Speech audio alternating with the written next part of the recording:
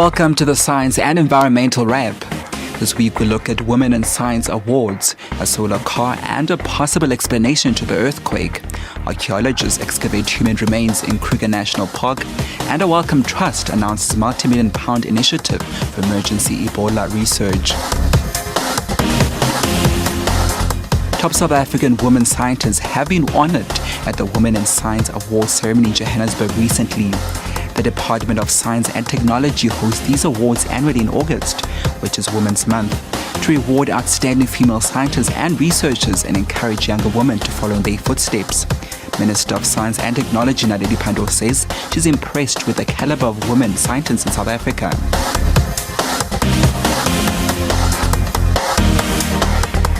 The University of Johannesburg engineering students are building their third solar vehicle. The Ilanga 2 will be racing in the SABC Solar Challenge in September.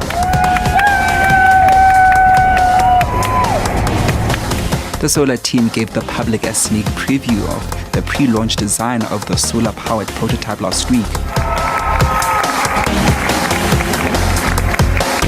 Project manager Warren Herter says the car is manufactured from carbon fiber and it runs purely off the sun. It's quite a unique vehicle and quite a unique project in that there's so many aspects to it.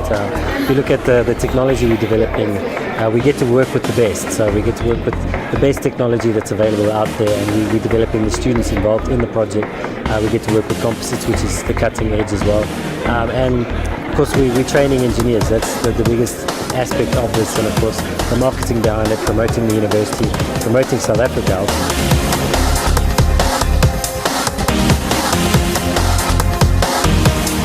The 5.5 magnitude earthquake that struck the northwest earlier this month could possibly be linked to mining in the area. This is according to University of Pretoria's National Hazard Center Director, Professor Andres Kishko, who says mining is creating stresses which accelerate earthquakes.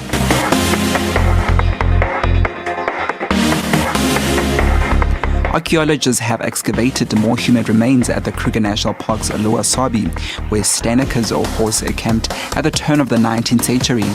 The military unit fought on the side of the British during the Anglo-Boer War. Various artifacts have been discovered since 1997. They are being kept at the Pretoria National Museum.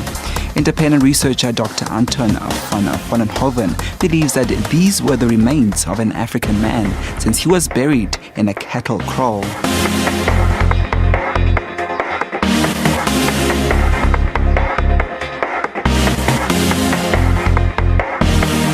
And a multi-million-pound emergency funding package for research that could help to contain the Ebola epidemic in West Africa and future outbreaks was announced by the Wellcome Trust this week, alongside a €40 million long-term investment in African science.